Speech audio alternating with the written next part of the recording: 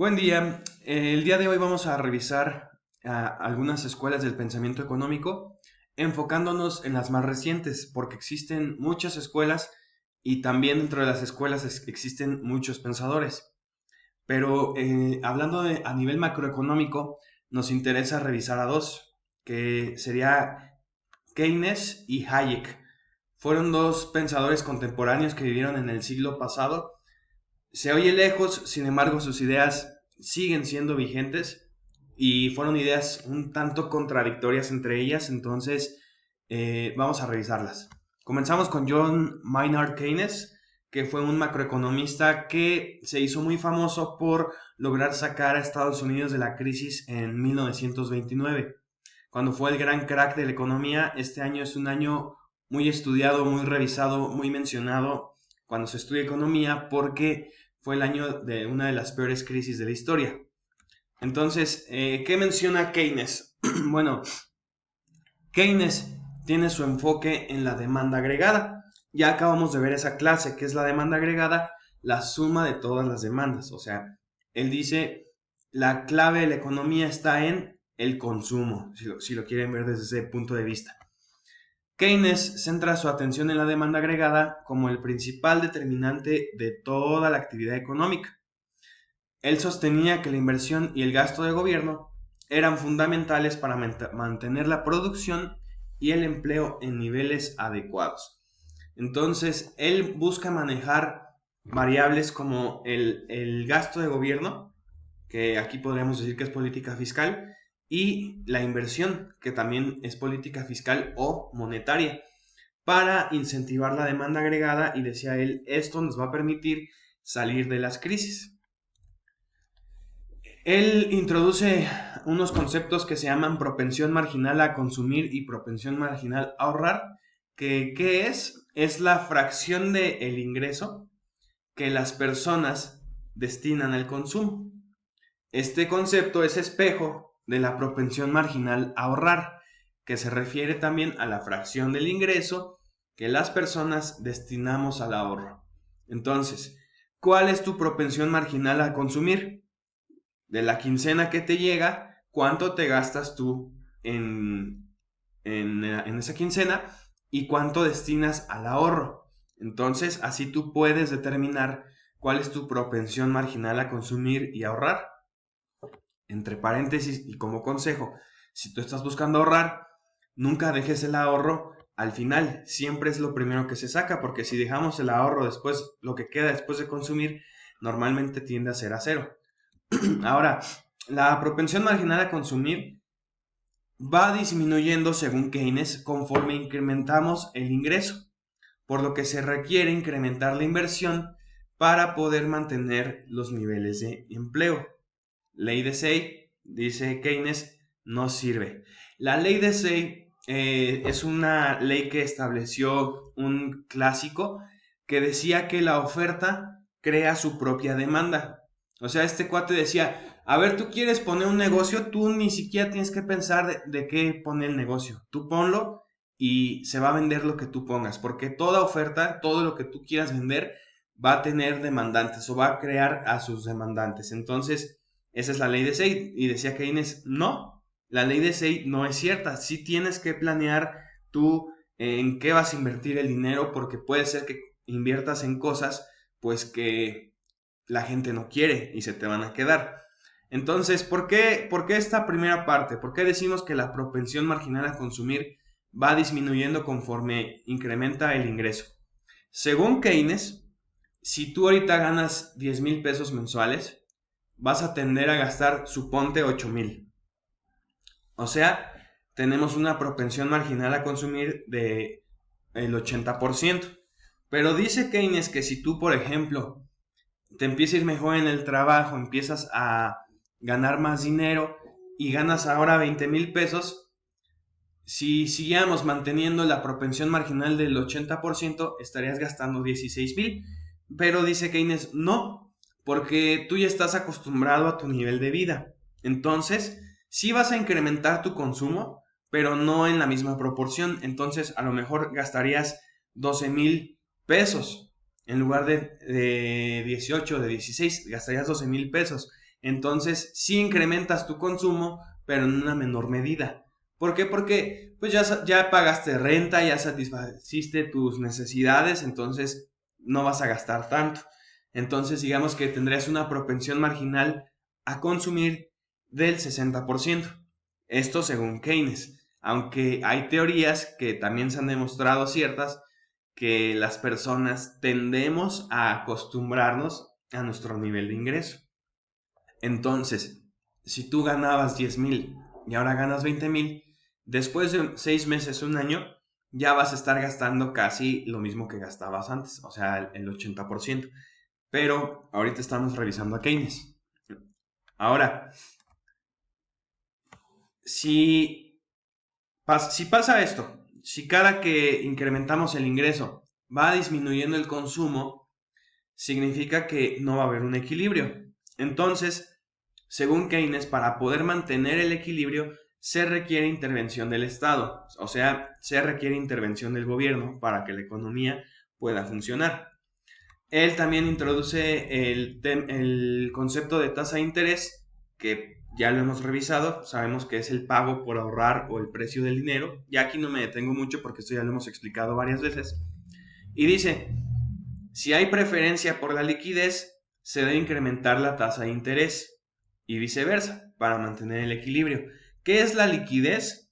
Es que tú tengas el dinero en físico, que si tú necesitas comprar o pagar algo, tengas el dinero. Porque puede haber gente rica que no tenga liquidez. Por ejemplo, yo tengo 20 casas y muchos terrenos. ¿Tengo dinero? Evidentemente sí. Pero si yo no tengo dinero en efectivo, si todo mi dinero está invertido, está en propiedades, mi dinero no es líquido. O sea, si yo tengo que pagar algo, pues tengo que vender un terreno. ¿Cuánto tiempo tardas en vender un terreno? Si tengo que comprar algo, ¿cuánto tiempo tardas en sacar tu dinero de una inversión que está a plazo?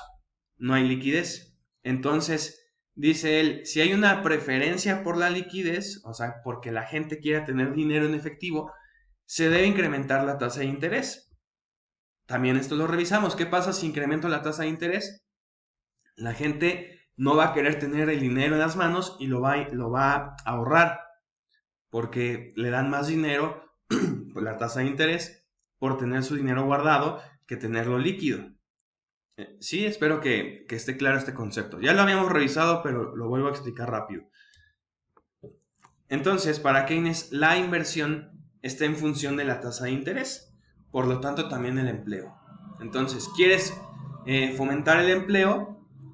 Baja la tasa de interés. De esta manera, los empresarios van a invertir porque las tasas son bajas y van a generar empleo. Por el lado contrario, si tienes un empleo que te está generando inflación, sube la tasa de interés, los empresarios en lugar de invertir van a querer ahorrar y va a bajar los niveles de empleo. Entonces, este era lo que decía Keynes. La especulación, según Keynes, es lo que nos llevó a la crisis del 29. ¿Por qué? Si yo les digo ahorita a ustedes, a ver, imagínense que yo soy un economista bien fregón y yo empiezo a decirle a toda la gente, ¿saben qué? No gasten ahorita. Se viene una crisis fuerte, necesitamos mantener o guardar nuestro dinero y es peligroso que te quedes ahorita sin dinero. Entonces la gente dice, no, pues es que este cuate está diciendo esto, mejor no gastemos. Y la gente empieza a dejar de gastar. Entonces las empresas empiezan a dejar de vender y eso nos lleva a una crisis, que dicho sea de paso, eso se llama el efecto Pigmalión, o digámoslo así, si lo crees, lo creas, porque inconscientemente empezaste a hacer que sucediera eso que dijiste que iba a pasar. Entonces, dice Keynes que la especulación nos llevó a la crisis del 29. ¿Por qué? Porque la bolsa de valores en ese año estaba muy bien.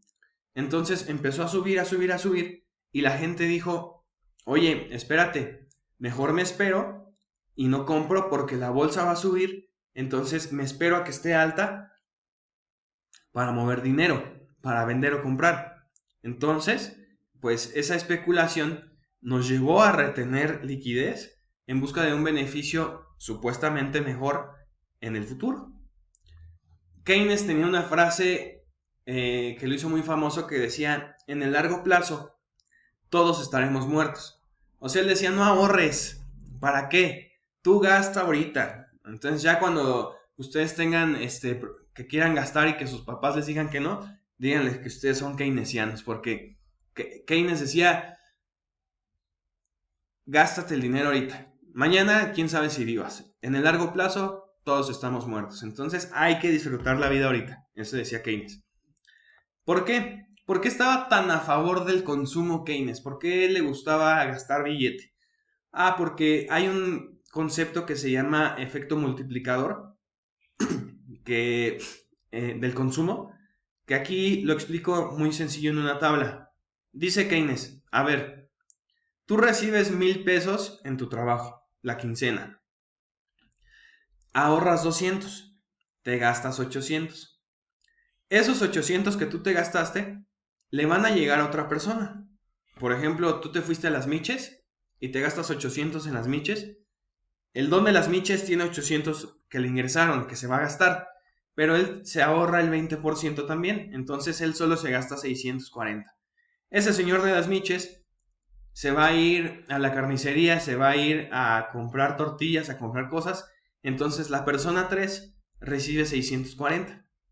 Ahorra el 20%, se gasta 512.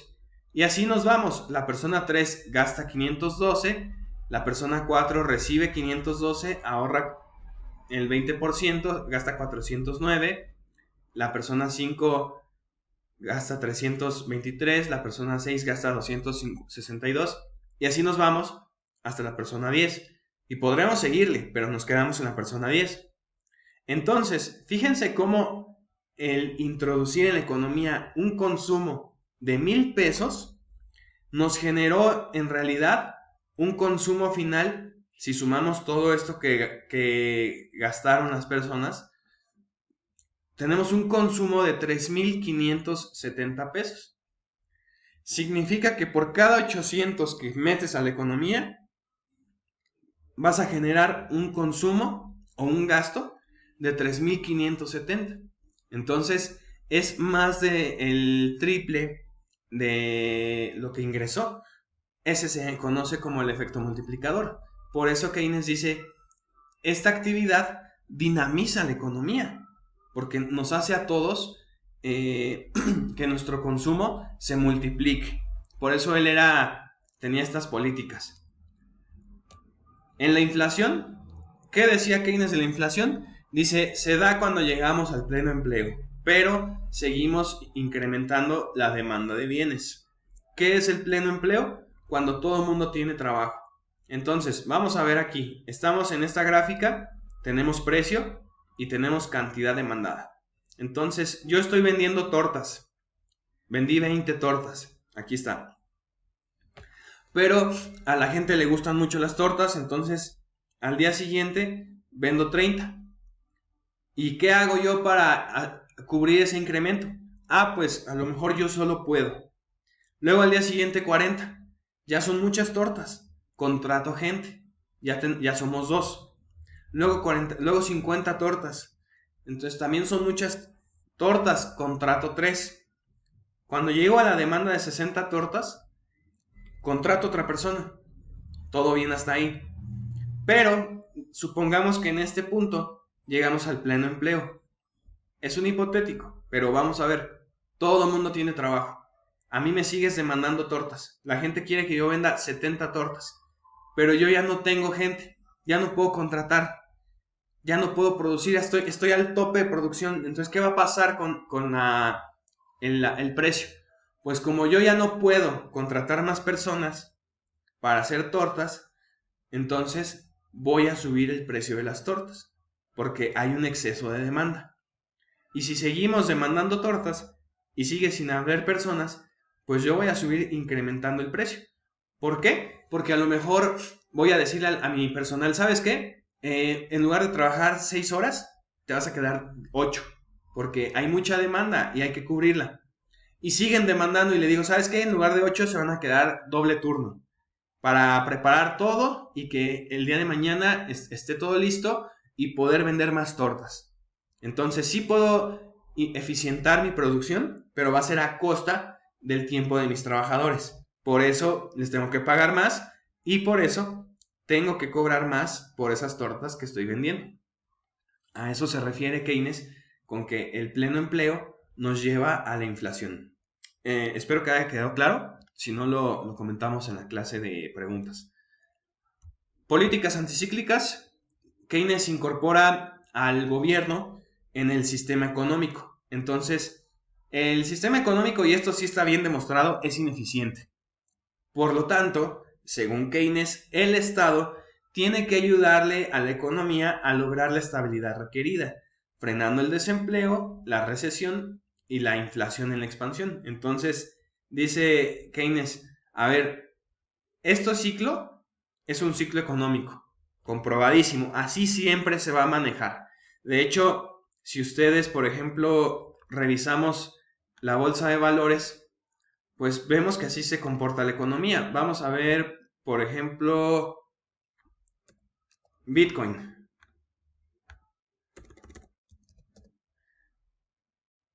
Bitcoin con respecto al dólar. Entonces, vamos a verlo en los últimos 6 meses. Y aquí tenemos las gráficas. Si se fijan, Bitcoin se comporta exactamente como un ciclo económico, porque así son los ciclos. Baja, sube, baja, sube, baja, sube, baja. Y realmente, por ejemplo, la acción que tú quieras ver, por ejemplo, vamos a ver a Tesla. Igual, baja, sube. Todas las acciones, todas, absolutamente todas, se comportan igual. Apple, exactamente igual. Aquí está medio trabado. No es cierto, no está trabado, simplemente tiene mucha variación. Vamos a hacerlo más pequeño. Baja, sube. O sea, el ciclo económico es algo inherente, algo normal en el capitalismo. Cosa que algunos clásicos estaban en contra. Decían, no es cierto, se puede lograr estabilidad en el ciclo. No es cierto, no se puede. Y Keynes decía, si ya tienes un ciclo que sabes que va a subir y bajar, lo único que puedes hacer es incorporar al gobierno para que este ciclo no sea tan pronunciado. Es decir, que en lugar de tener bajadas muy pronunciadas y subidas muy grandes, se mantenga relativamente pequeño. Eso sí se puede. Entonces Keynes estaba a favor de la intervención del Estado para lograr esta estabilidad. ¿Qué más decía? También proporcionó una explicación más detallada de estas etapas del ciclo, destacando la importancia de factores psicológicos, expectativas y la incertidumbre en las decisiones económicas. ¿Por qué factores psicológicos?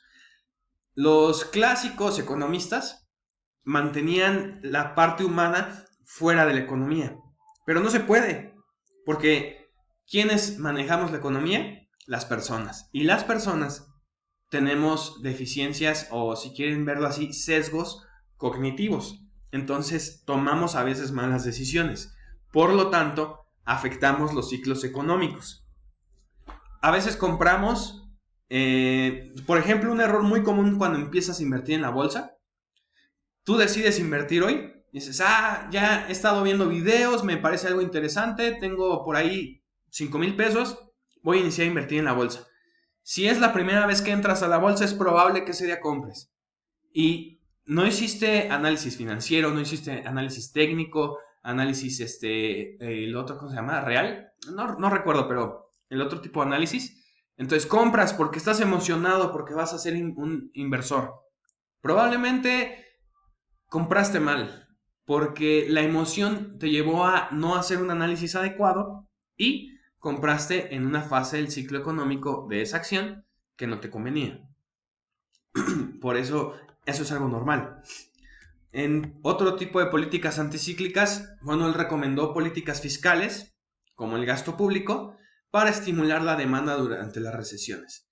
Hay una historia de Keynes que dice que le dice el gobierno, señor John, ¿cómo podemos salir de esta crisis? Dice él, muy fácil, contrata gente para que hagan hoyos. Y el gobierno dice, ¿cómo? ¿Para qué? Tú hazlo, contrata gente a que hagan hoyos. Entonces el gobierno saca convocatorias y dicen, estamos buscando gente que haga hoyos. Y la gente empieza a ir y los contratan, ya tienen trabajo y empiezan a cavar y ya está todo el espacio lleno de hoyos. Dice, muy bien, se acabó el contrato, gracias. Señor Keynes, ¿y ahora qué hacemos? Contrata gente a que tape esos hoyos. Entonces la gente tapa los hoyos, contratan otra vez convocatoria a tapar hoyos. ¿Hubo un impacto real en la economía? Desde el punto de vista técnico, no. Solo es abrir y tapar hoyos. No fue algo productivo. Pero hubo un dinero que se le pagó a esas personas. Entonces, las personas que antes estaban desempleadas ahora contaban con dinero para poder invertir, para poder consumir y dinamizar la economía. Entonces, eso ayuda a salir de la crisis. Hay una historia, un cuento que se cuenta mucho en economía, que dice que había un señor muy rico que llegó a un pueblo muy pobre y él iba a quedarse ahí una noche. Entonces llega al hotel del pueblo y le dice al recepcionista, ¿tienes una suite? Le dice, sí. Y ahí estaba el dueño y le dice, llévale a mostrarle la suite. ¿Cuánto cuesta la suite? 5,000 pesos. Dice, te dejo el dinero, voy a revisar si me gusta esta suite y si me gusta me quedo. Órale. Le pide al trabajador que lo lleve a que vea la suite. Sube a verla y en cuanto sale de la habitación, el dueño agarra el dinero y le corre. Porque le debía al cantinero, porque habían tenido una fiesta en el hotel, entonces habían pedido vino y va y le paga, le debía 5,000 pesos. Entonces le dice, aquí está lo que te debía, ya estamos a mano. El cantinero más tarde en recibir el dinero que en salir corriendo y pagarle al de la carnicería, porque había tenido también que pedir prestado porque no había dinero para poder comer. Y el de la carnicería va y le paga al cervecero. Y el cervecero va y le paga el de los zapatos. Y luego el de los zapatos pues era medio canijillo, entonces le debía a una mujer de la vida galante y va y le paga 5,000. Y la mujer va al hotel y también como el señor le rentaba las habitaciones a crédito porque ella las pagaba, ahí trabajaba con sus clientes, pues va y le paga los 5,000. Entonces esta mujer sale del hotel y llega el señor rico y le dice, ¿sabe qué? No me gustó la habitación. Toma sus 5,000 que acababa de dejar la mujer y se va. Pero, ¿qué pasó en el pueblo antes y después de la llegada de este señor? Hubo circulación del dinero. Entonces, antes de que llegara el señor, todo mundo se debía, todo mundo tenía deudas. Una vez que se fue el del pueblo, todo mundo había pagado sus deudas. Y fue un efecto por la mera circulación del dinero. Por ahí hay un video en TikTok que se me hizo curioso, en donde estaban 3 personas y le dice, toma, te pago los 10 pesos que te debía. Y le dice el otro, pero tú me debes 10, entonces págamelos. Y le dice el otro, sí, pero tú también me debías 10, entonces págamelos. Entonces la moneda da como 4 vueltas y todo el mundo se pagó. Con 10 pesos pagamos una deuda de 20, 30 pesos por la simple circulación del dinero. Claro que es una metáfora muy simplista, pero sí nos habla del impacto que tiene el hacer el dinero circular. Por eso Keynes decía, tú da empleo, aunque sea improductivo, la gente va a hacer que el dinero circule y eso nos permite salir de las crisis. Keynes introdujo un concepto de el desempleo involuntario que desafiaba la idea de que el mercado laboral siempre tiende al pleno empleo. Decía Keynes, eso no es cierto. Introdujo la noción de que el desempleo involuntario, argumentando que puede existir un equilibrio con recursos subutilizados. Y sí, imagínense que para estar en equilibrio, todo el mundo tuviéramos que tener trabajo. Sería algo utópico, algo imposible de lograr.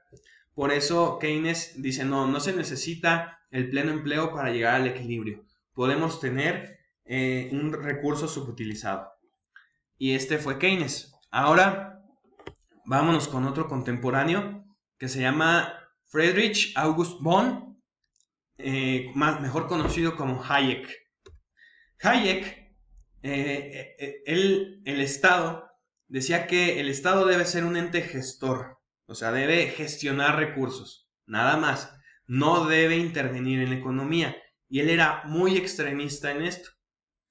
Pero Hayek mencionaba que la producción, es decir, todo lo que las empresas producen, debe tener el fin de el consumo, no la guerra. Porque, por ejemplo, Keynes decía, la economía de guerra es muy buena.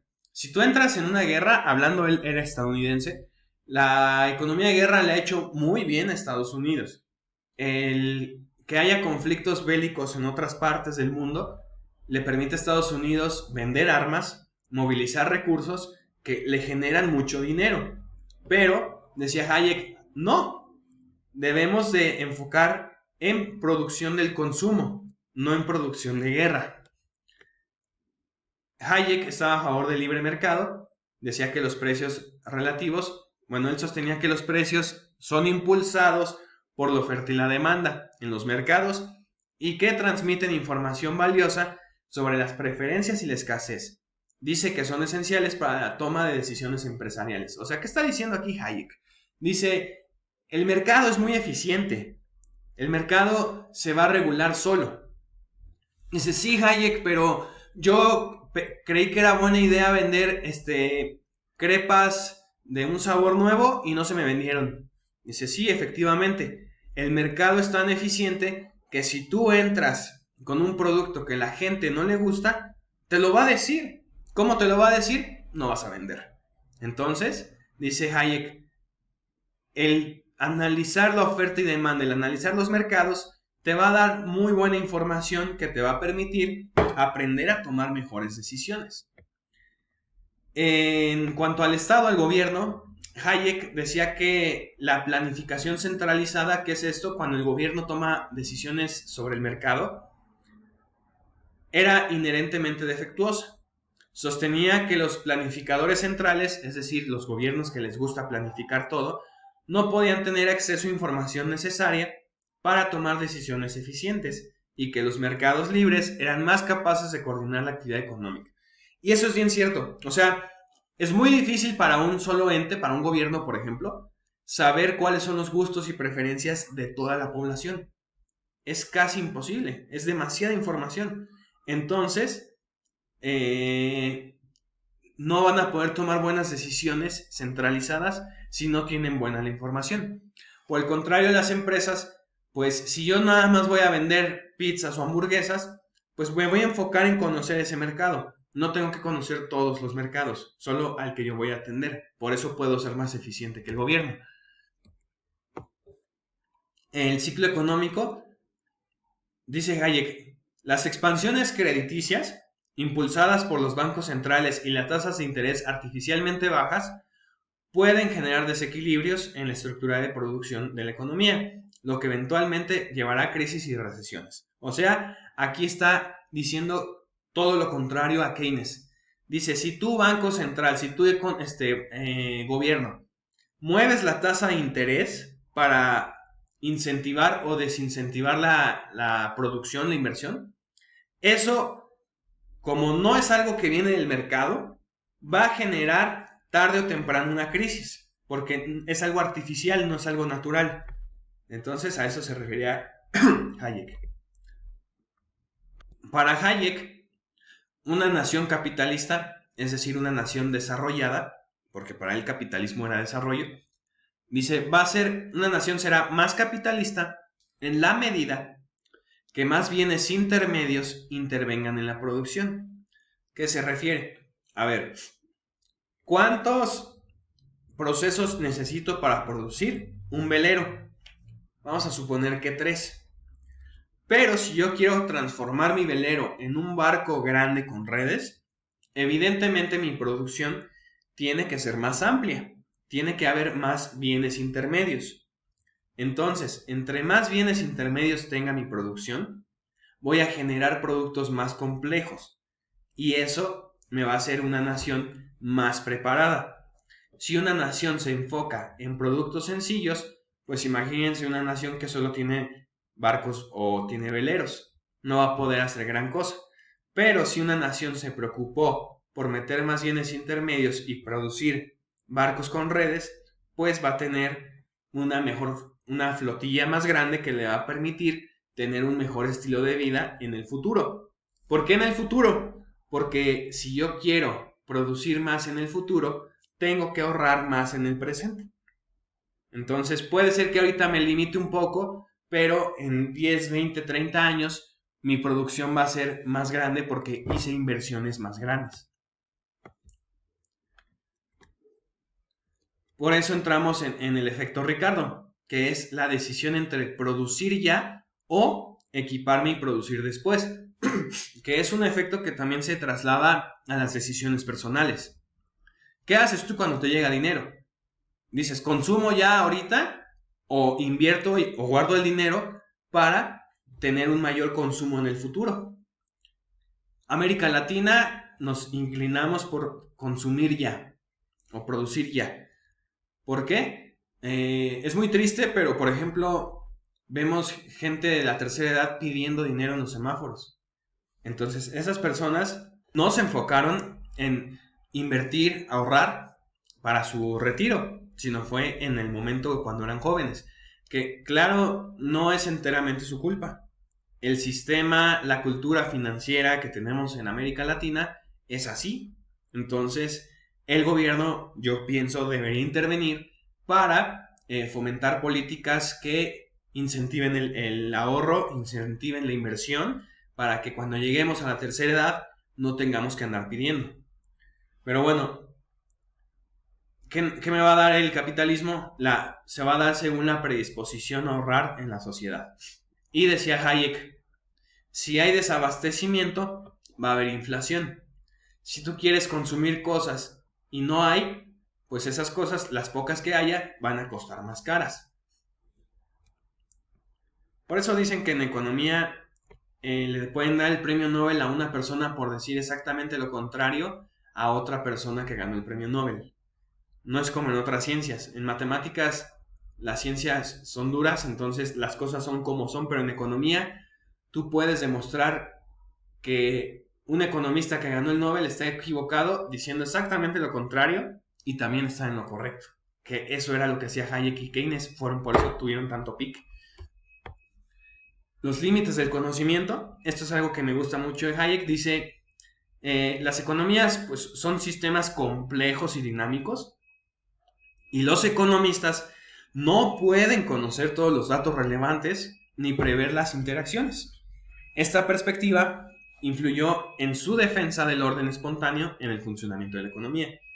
O sea, ¿qué quiere decir con esto? Le está diciendo el gobierno, por más fregón que seas, no vas a poder entender la economía en su totalidad. Y por lo tanto, no puedes regular algo que no conoces. Déjalo que fluya, déjalo que funcione por sí solo. Ahora aquí tenemos unas tablas comparativas entre Keynes y Hayek. Keynes demostró que las fallas en el mercado llevaron a la crisis del 29. Pero Hayek también demostró que fueron fallas en el Estado las que llevaron a la crisis del 29. Keynes estaba a favor de la política fiscal y Hayek estaba a favor de las fuerzas del Estado. Del mercado. O sea, Keynes decía, gobierno interven, y Hayek decía, no intervengas, deja que el mercado funcione. Keynes tenía un enfoque de arriba hacia abajo. Pero, pues ahí lo malo de este enfoque es que la corrupción en los entes públicos no deja que funcione. Y Hayek decía, podemos crecer de arriba hacia abajo o de abajo hacia arriba. ¿Cómo es de abajo hacia arriba? Que no te enfoques en darle beneficios a los empresarios, sino a la gente pobre. Que, dicho sea de paso, es una estrategia del actual gobierno de México. Decía Keynes, hay que gastar en lo que se necesita y fomentar la circulación del dinero. Y Hayek decía, el verdadero crecimiento consiste en producir lo que la gente demanda. O sea, Hayek decía, ¿para qué produces hoyos? ¿Para qué contratas gente que haga hoyos y que los tape? Eso no sirve. Necesitas hacer una producción que tenga un fin real a la gente, a tu población. Finalmente estás gastando recursos en hacer algo que no va a producir nada, pues no sirve. Keynes decía, se puede mejorar si gastamos más. La guerra ayuda. O sea, la guerra será muy fea y todo, pero dice Keynes, nos da dinero y con eso es más que suficiente para justificarla. Para Hayek, el ahorro es más importante para el largo plazo. Según Keynes, la Segunda Guerra acabó con la depresión, incrementó el Producto Interno Bruto y ayudó al pleno empleo. Sí es cierto. O sea, la guerra dinamiza mucho la economía. Pero dice Hayek, el empleo es un medio y no un fin.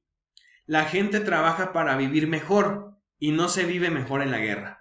Entonces, Hayek está en contra de la guerra porque dice, el fin de la economía no debe ser tener dinero, no debe ser tener empleos, no debe ser eso. El fin de la economía es vivir bien, tener una calidad de vida digna.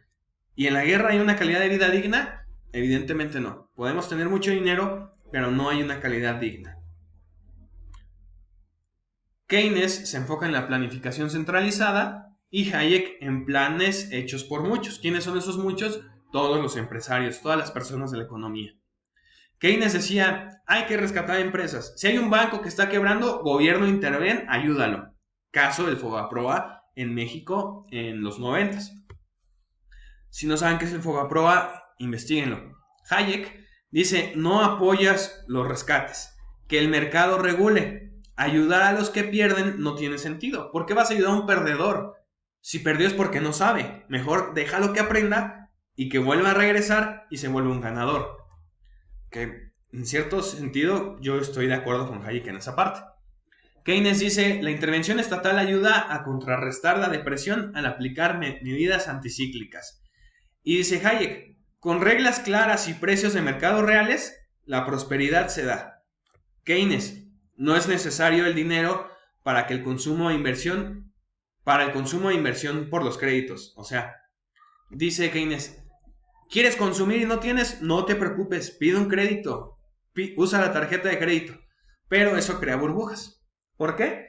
Porque la gente se gasta dinero que no es de ella y después no tiene para pagar y eso pues nos lleva a crisis.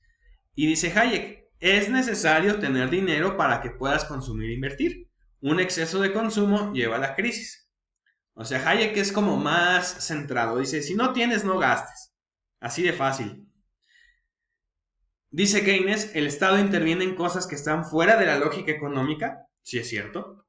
Y Hayek dice, en contra de impuestos, pues entorpecen la regulación económica.